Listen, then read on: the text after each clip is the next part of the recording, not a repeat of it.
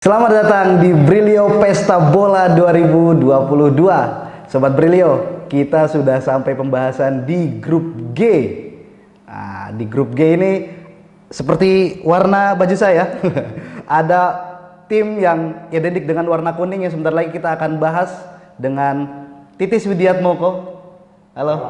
Ya, mantap sekali. Sudah banyak grup ya yang sudah kita bahas. Dan di grup G ini kita akan mengawali pembahasan. Jangan yang kuning-kuning dulu nih. Kita bahas Serbia dulu. Nah, jadi untuk mengawali di grup G ini ada Serbia, Swiss, Kamerun, dan juga Brasil. Nah, kita bahas Serbia dulu nih. Negara Balkan yang sepanjang sejarah bermain di Piala Dunia selalu berganti-ganti nama dan sekarang namanya Serbia. Ya, Serbia ini ada banyak bintang sebenarnya. Mereka itu punya nama bertabur bintang lah. Filip Kostic, kemudian Milinkovic Savic. Salah satu idola saya dulu Dejan Stankovic. Alexander Mitrovic di depan, Dusan Vlahovic. Sekarang yang anyar Dusan Vlahovic. Tapi mereka punya problem ya. Problemnya apa? Mereka nggak bisa menemukan kohesi ya, tautan antar bintang-bintang itu. Jadi kalau kita lihat di 2010, kemudian 2014 mereka nggak lolos ya. 2018 itu mereka nggak pernah lolos dari putaran grup. Jadi bintangnya banyak, tapi mereka punya problem. Beda banget sama Kroasia ya. Kroasia itu spiritnya kuat. Tapi problemnya bukan keharmonisan ya, tapi ngomongin ke taktik ya, bagaimana? Problemnya jadi mereka seperti tidak bisa menemukan sebuah formula dari para pemain-pemain bintang itu.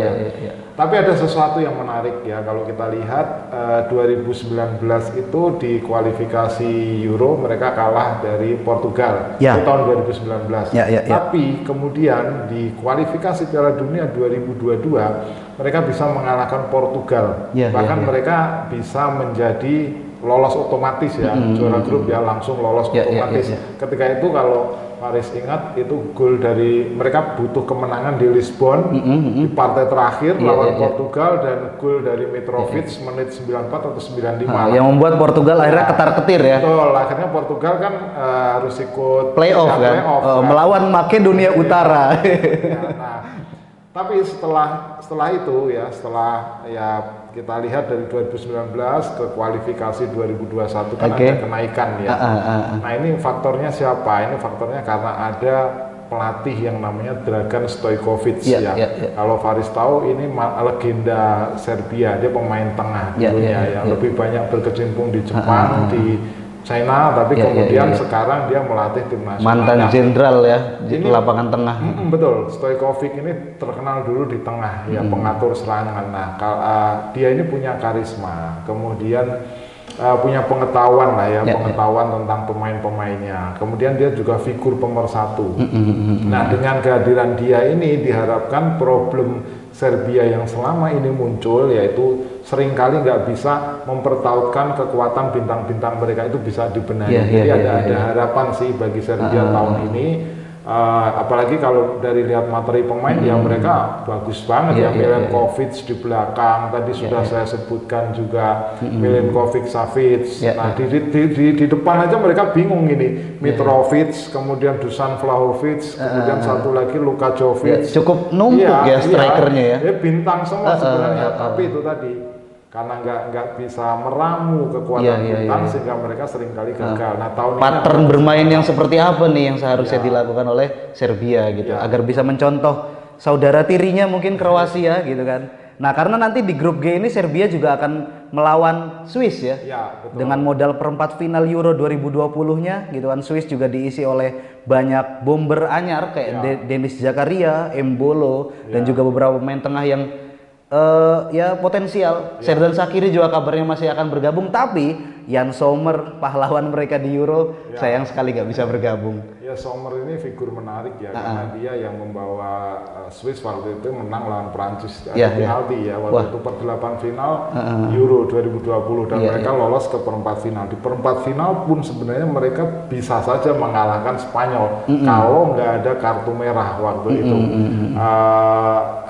yang ya sebenarnya mereka bisa menyamakan kedudukan ya waktu itu, tapi kemudian ada kartu merah dan kemudian perpanjangan waktu dan mereka kalah dari Spanyol. Nah itu sebenarnya Euro 2020 adalah harapan bagi Swiss untuk bisa muncul ya.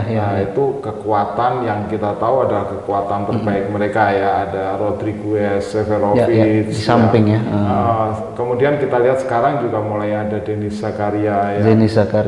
Nah juga banyak pemain-pemain muda yang mulai muncul. Nah kita melihat ada harapan sebenarnya bagi Swiss tahun ini untuk bisa muncul. Jadi kuda hitam yang nanti akan coba merepotkan ya karena Swiss sama kayak tim-tim kuda hitam yang lain kayak Denmark dan lain tim-tim dari Eropa Tengah lah yang kadang-kadang bisa jadi kejutan gitu. Ya kalau Swiss itu mereka kan juara kualifikasi ya, mereka Italia di bawah mereka ya. Iya bahkan Italia di bawah mereka. Granit Xhaka, Xherdan Shaqiri, Xhaka juga lagi bagusnya. Shaqiri juga sekarang sudah mulai main reguler ya di Chicago Fire. Dia pindah ke MLS supaya bisa dapat reguler. Menit bermain yang kemudian ada pemain muda satu lagi itu Noah Okafor. Salzburg, Red Bull Salzburg FC Salzburg. Ini juga pemain bagus. Komplit sih sebenarnya. Seferovic juga masih main. Ini striker ya. Jadi saya lihat Swiss Serbia ini yang pertarungan keduanya ini akan sangat menentukan siapa yang bakal duel Eropa Tengah ya. Siapa yang bakal menemani Brasil nanti. Tapi ada Kamerun. Ya. Kira-kira masa sih Kamerun nggak bisa menemani Brasil? Kamerun ini lolos.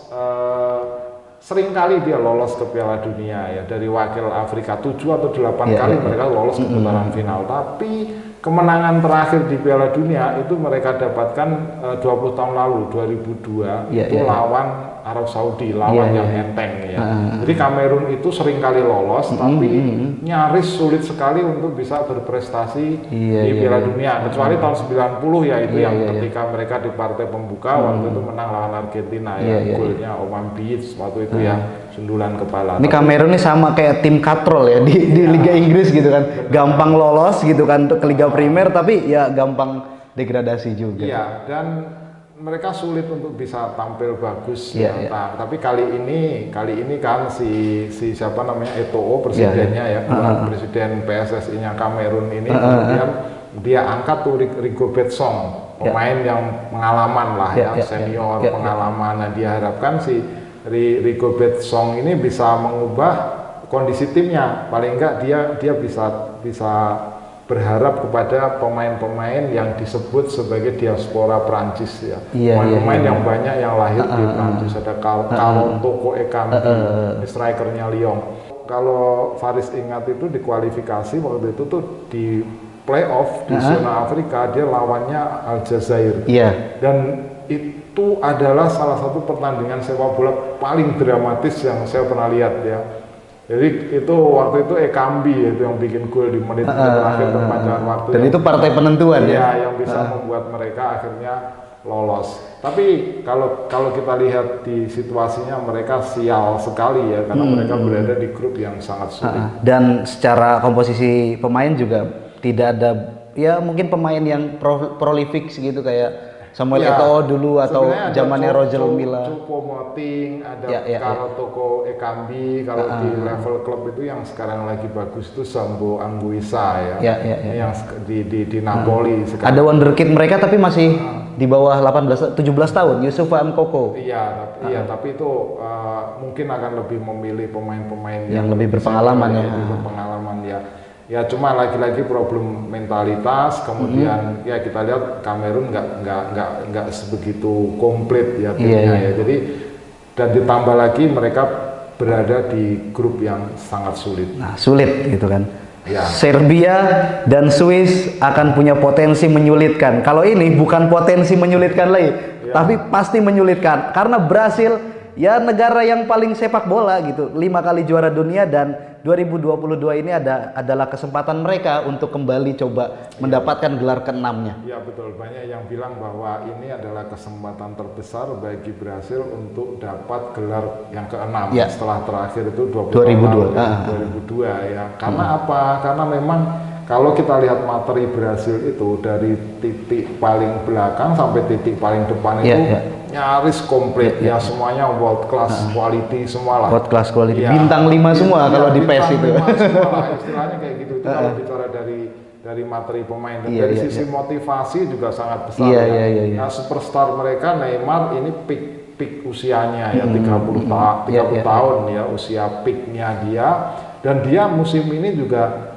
agak beda dengan tahun-tahun sebelumnya kalau ada turnamen besar ya, misalnya dia lebih injury free ya, bebas dari cedera ya musim ini ya. Kemudian dia juga dikelilingi pemain-pemain hebat ya. Dan sudah lebih dewasa ya, enggak? Ada Vinicius, Rapinya, Richarlison. Ya, kita lihat terus pemain tengah yang sekarang di West Ham itu dari yang dulu dari Lyon, dari AC Milan, Lucas Paqueta Neymar, kemudian Fred, Casemiro, ini sepaket lah ya, sama-sama suka selebrasi dengan dansa gitu, dengan nari. Di depannya itu kalau di kanan itu ada Rapinya, di kiri itu ada Neymar, di depan itu Richarlison ya. Nah, biasanya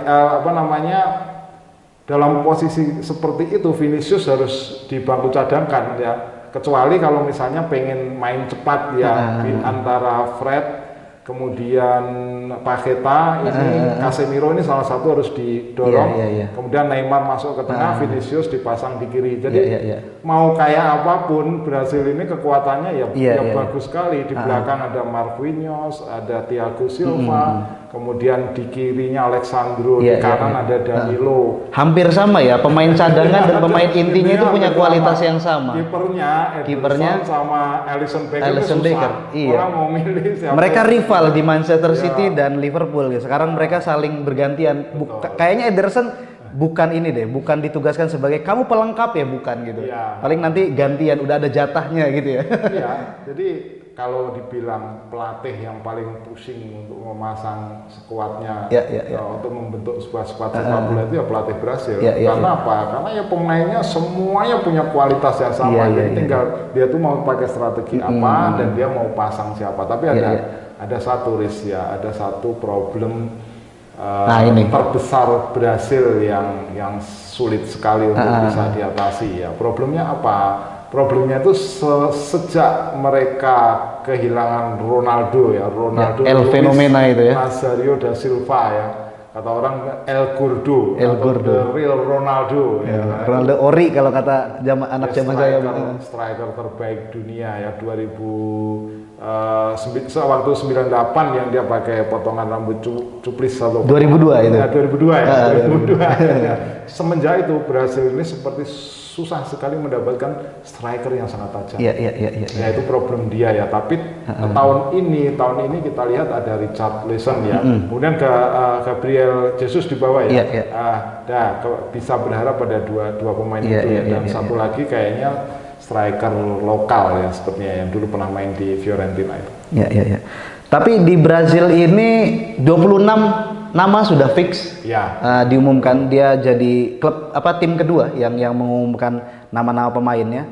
Juga ada beberapa nama-nama baru seperti Pedro dari Flamengo, terus kiper ketiganya Brasil dari Palmeiras itu, dan satu keputusan yang cukup bikin banyak perbincangan di lini masa itu adalah tidak dipanggilnya Roberto Firmino.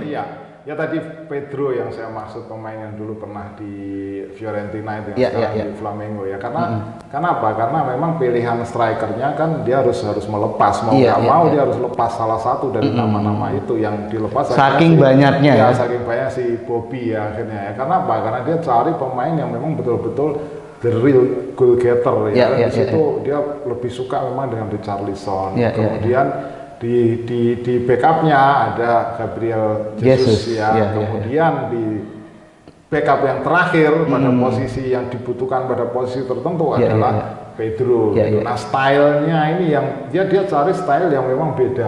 Yang di depan striker di depan kotak penalti itu nggak basa-basi gitu ya. Langsung aja. Yang betul-betul memang si Tite ini yang betul-betul dia tahu dan dia butuhkan. Jadi dia milihnya itu sudah seperti itu.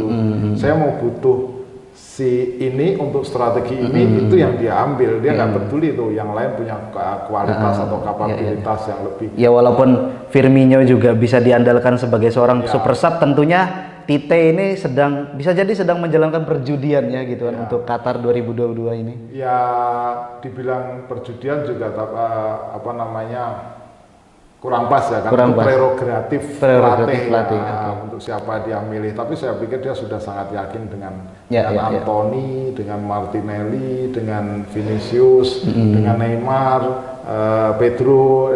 Itu yang sepertinya adalah nama-nama yang menurut dia bakal mewujudkan harapan sebaik untuk bisa mendapatkan gelar ke-6. Iya. Baru fase grup nih. Kira-kira nanti Brazil akan berbicara seperti apa dengan menghadapi Swiss, Serbia dan juga Kamerun. Nah, kira-kira prediksinya kayak gimana nih? Brazil satu tempat. Satu tempat. Brazil, Swiss dan Serbia ini, Swiss yang dia lebih diunggulkan. Swiss karena performa dari stabilitas tim Swiss. Nah, yang potensial kejutan adalah Serbia. Kamerun saya pikir belum waktunya lah, masih cukup sulit bagi Kamerun. Nah, Serbia lawan Swiss ini akan menarik dua tim yang satu Serbia ini sedang bangkit ya bersama Stojkovic. Nah, Swiss ini sudah lebih stabil ya, stabil sebagai sebuah tim. Tapi saya lebih memilih Swiss untuk menemani Brasil.